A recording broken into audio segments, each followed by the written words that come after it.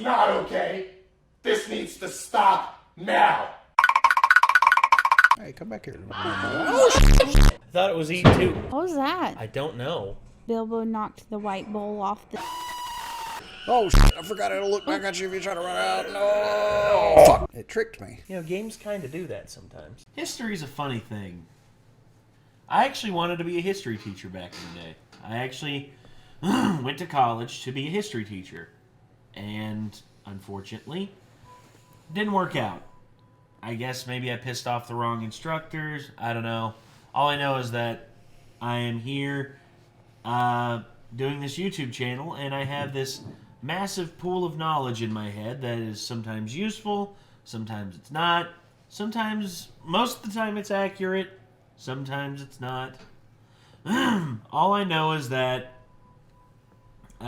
history often comes down to certain decisions, and there are certain decisions that have been made throughout history that have changed everything. For instance, the one that I can think of that would have the most impact on history as a whole would be the Greek sphere, the Greek jet sphere back in the day. Basically, this was a thing. It was a sphere of, I think it was ceramic. I forget exactly what it was. But inside you would put water, and there would be two jets that would, two spouts on it. One that came out and pointed up.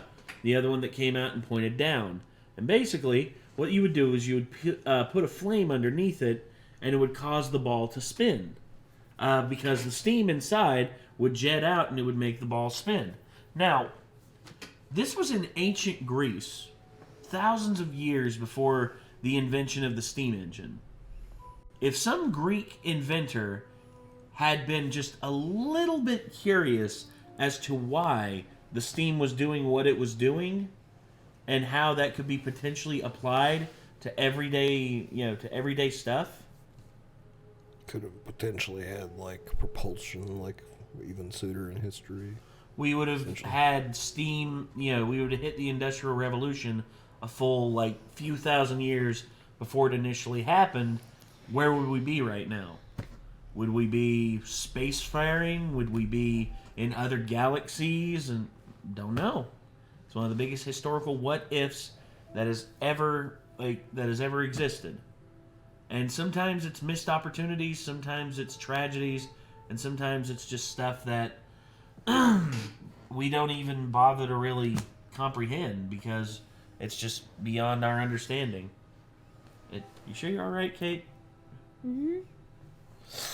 Kate's having we're all having... It's allergic reaction, actually. Think it's the pillow? Or the blanket? It's not the blanket. Because I was fine until I came down here. I've been using this blanket. You want me to run and get you my allergy eye drops? The what? I have some allergy eye drops in my room if you want me to run and grab them That for might you. be helpful. Alright, one second. Alright. Sorry about that, everybody. We had a little bit of a allergic emergency there that had to be taken care of. So yeah, we're back now, and I guess we had a little bit of an intro there, so we're just going to go ahead and jump right into the video itself. These are top 3 last-minute decisions that changed... sorry, got the hiccups real bad. That changed history, part 1, by Mr. Ballin. Here we go. Today, I'm going to share 3 stories where last-minute decisions changed the course of history. But before we get into those stories, if you're a fan of the strange, dark, and mysterious delivered in story format, then you've come to the right channel because that's all we do, and we upload 3 or 4 times every week. So if that's of interest to you, please replace all of the like button socks with the kind that always slips down inside of your shoe. Also, please subscribe to our channel and turn on all notifications so you don't miss any of our weekly uploads. All right, let's get into today's stories.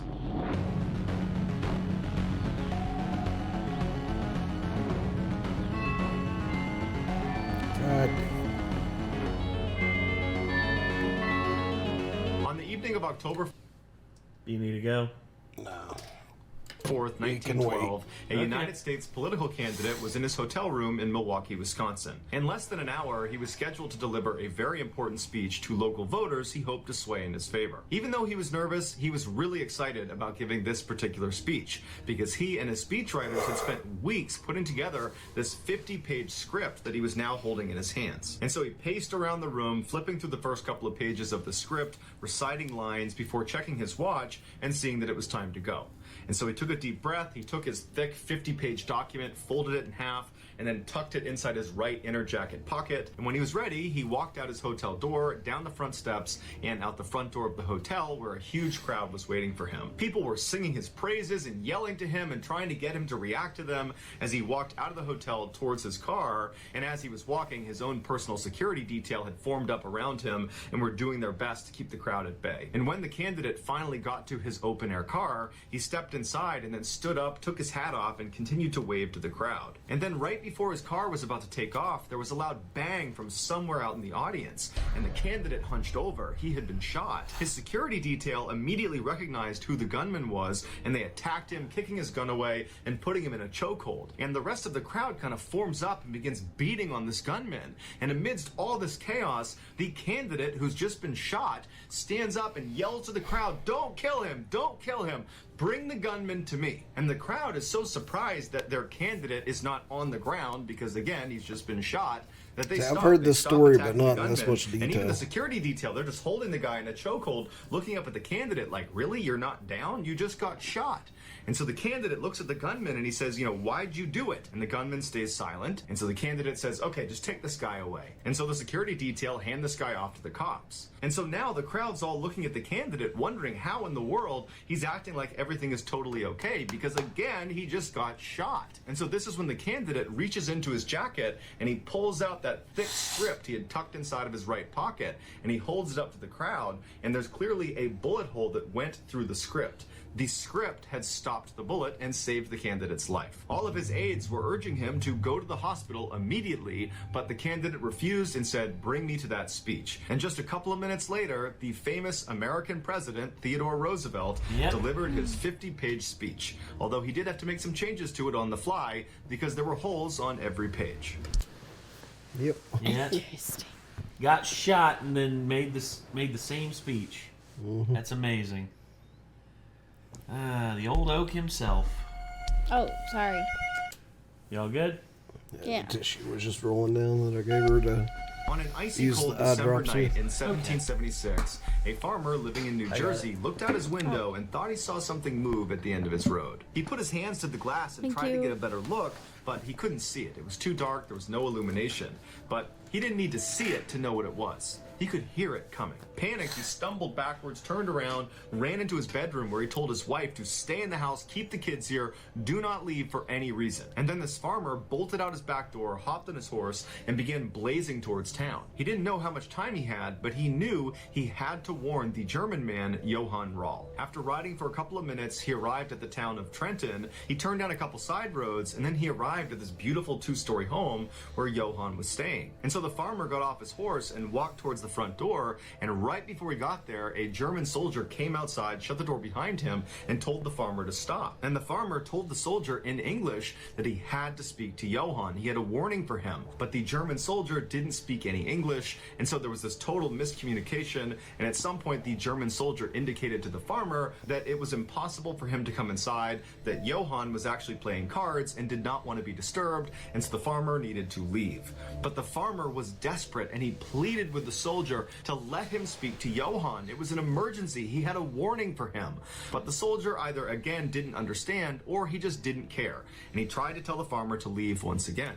But the farmer really wasn't taking no for an answer, and so he pulled out a piece of paper and he scratched this ominous warning on it and he gave it to the soldier and he said, "Give this to Johann." And so the soldier reluctantly takes the note, he looks at it, it's in English, he can't read it, and so he just nods to the farmer and says, "Okay, I'll give it to Johann." Once the farmer had got back on his horse and left, the soldier turned around, went through the front door, and walked back to the dining room of the house, where he found Johann around a table with a bunch of other guys laughing and drinking and playing cards. And this this soldier very reluctantly walks up to Johann, hands him the note, and apologizes for the interruption. And Johann looks up at him. He's obviously annoyed, and he scolds him for interrupting him. He takes the note, and he looks at it, and he can see that it's in English. And like the soldier who's brought it to him, Johann could not read English. And so he's looking around the table. He's got this great poker game going. He's having so much fun. He didn't want to step away and have to get a translator and read this note, which to him was probably meaningless anyways. And so he tells the soldier that, you know what, he'll read it later. And he takes the note, and he puts it in his pocket, and he goes back to playing poker. Johann would never read that note. And in a couple of hours, Johann would be dead. Johann Rahl was a colonel fighting for Great Britain during the American Revolution, and he and his Hessian brigade that had taken up residence in this home inside of Trenton, New Jersey, believed the American rebels were on the verge of defeat. And certainly they were not about to launch an attack now, not on a freezing cold December night. But they were wrong.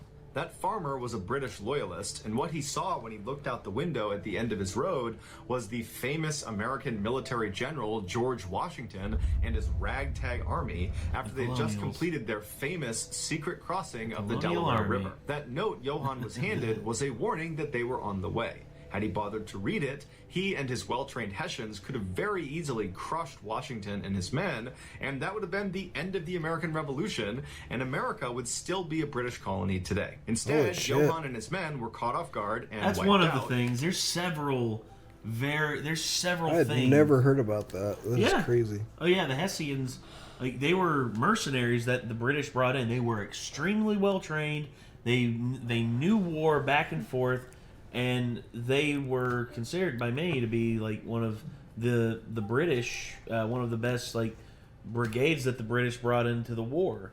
But really, the only time I had ever heard Hessian mentioned, other than right now, was in Sleepy Hollow. Yeah, the Headless Horseman. Yeah, the Headless Horseman. He was a Hessian mercenary brought in and cutting off heads where he found them. Yeah, filed his teeth to sharp points. Yes. And the Americans would go on to win the war and their independence from Great Britain. Binoculars. In 1912, Have you seen 37-year-old Sleepy Hollow David Blair before, was a Kate? senior...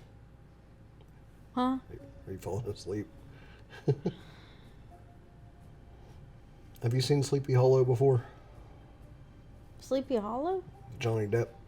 Not with Johnny Depp. Yeah, we need to watch That's that this great. Halloween. Yeah. It's I saw the one. The animated one. No. What's the original? I think I've seen the Like original live action? Yeah. I can't think what it would be for sure. Me neither. It's probably just called The Legend of Sleepy Hollow, if I had to guess. I know the one with Ichabod Crane, you know, the whole... Or either that or The Legend of Ichabod Crane. The one that... as well. Yeah, the one that was, animated for Disney. I remember that one a lot.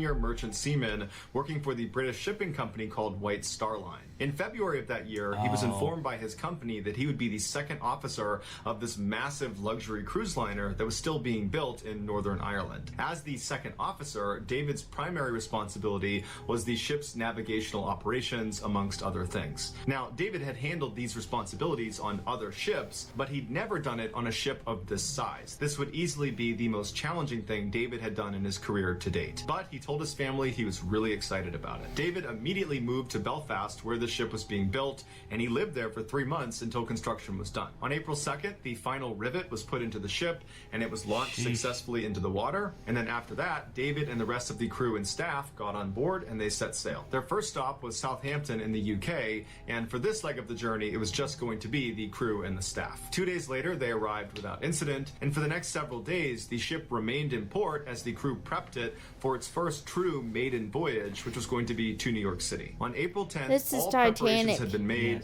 and finally it was time to allow the paying customers to come on board. And in just a couple of hours, thousands of people were on board this huge ship. And just hours before they were set to depart, David was given some bad news. His bosses at White Star Line had decided that this journey was too high profile, and while David certainly had experience, he didn't have a lot of experience with huge ships. And so he was being replaced with someone who did. Understandably, he was crushed, But more than this being a disappointment, this 11th hour change was a huge hassle. With literally thousands of passengers getting in the way all over the ship, David needed to scramble and run all over the place and collect all of his things in the cabin, up on the bridge, in various closets he had put things. He had to do that as fast as he could before the ship took off. And so finally, after doing that with his last armful of luggage in hand, he said goodbye to the crew and to the staff. He said best of luck to his replacement, and he walked off the ship for good. David, with all of his luggage, made his way to a hotel where immediately that night he wrote a letter to his family saying how disappointed he was, and then after that he went to bed. The next morning, when he was going through all of his luggage, he discovered that he had taken a key by accident from the ship. And this key was to a special closet that he was in charge of as the second officer that contained all of the ship's binoculars. And so he felt terrible, but there was nothing he could do. The ship had already left and was on its way to New York. And so the best he could do was he would mail the key back to them in New York when they got there. Back on board the ship, when they discovered this key was missing, they did figure out that David must have it because he was the only one who would have had the key, and it's a brand new ship, so nobody else would have had it. But they decided that it wasn't worth turning around to go get this key. They figured their lookouts were skilled enough they could spot any obstructions with their naked eye. Well, 5 days later, that ship, the Titanic, The Rube should have struck an busted that iceberg locker and open sunk. and got binoculars in the hands of their lookouts, man. Like, Damn, dude. yeah, I never knew that about the Titanic at all. Never heard You never that. what? Never knew that about it. 1,500 people. One of the very few survivors was a guy named Fred Fleet. He was one of the lookouts who actually saw the iceberg first, and he would testify at a Senate inquiry that if he had had binoculars, he would have been able to see the iceberg far enough in advance that they could have avoided it. So that's going to do it, guys. If you found the secret in today's episode, let us know in There's the no way comments of what knowing it is that. and where you found it, so give us the timestamp. And if you're the first to do that, we will pin you at the top of the comments section. If you enjoyed today's video and you haven't done this already, please replace the like button socks with the kind that always slips down underneath your heel inside of your shoe. Also, please subscribe to our channel and turn on all notifications so you don't miss any of our weekly 3 or 4 video uploads. If you want to get in touch with me, you can direct message me on Instagram or on Twitter. My username for both platforms is the same. It's JohnBallin416. I also have a ton of content over on TikTok where my username is Mr. Ballin. I also have a second YouTube channel called Mr. Ballin Shorts where I post random short videos. If you have a story suggestion, please submit it to our subreddit just called Mr. Ballin. It's linked in the description below. So whether I see you on Instagram, Twitter, TikTok, Reddit, YouTube, or some combination, just know that I really appreciate your support, and until next time, that's going to do it. See ya. Well, there you go. The Titanic, ladies and gentlemen. Definitely one that I would say, like, one of the biggest historical what-ifs with the binocular box. Who's to say that that would have... There's also another one, the Californian, which was a ship that was close enough to the Titanic to actually get in there and could have actually saved a whole lot of people, if not potentially all of them. There were two things that prevented it from going to check out the Titanic. One was the fact that the radio operator for the Californian had gone to bed. And the second was the fact that the Titanic only packed white rockets for white fireworks and rockets and stuff like that. Whereas the only symbol of distress is a red rocket. They did not have any. So the Californian basically, hold on, let's see. The Californian. Again, more arrogance on the part of the people who made the Titanic. So I'm sure they didn't stock it with red ones because they were like, it's unsinkable. Yep, there we it won't is. need them. The SS Californian. It was only a few. Let's see. Scene of the Titanic. The Californian made a stopover, and it was close enough. Yeah, it was close enough. Encountered a large ice field. Captain Lord decided to stop and wait morning to proceed further before leaving the bridge. Yeah, it was only the Titanic. The Californian was stopped, surrounded by ice. And yeah. This is just, shut up, I'm busy, I'm working Cape Race. And he never passed the message to the bridge, but yeah. Shortly after, transmitted distress, but he was asleep. It's like... It's unbelievable, just all the stuff that happened for the for the Titanic to be such a tragedy. It's unbelievable. Anyway, so yeah, that's one that I definitely look at and just like, damn, what if, you know? Potentially could have saved a lot of lives. Anywho, yeah, that's gonna do it. So this was Mr. Ballin, top 3 last minute decisions that changed history, part 1. If y'all enjoyed and you want to see more, y'all know what to do. Hit that subscribe button, ring that bell. Check out Mr. Ballin by clicking his name in the title of the video. And until next time, Nate. I'm Kate. I'm Nick. Take care, everybody. Peace.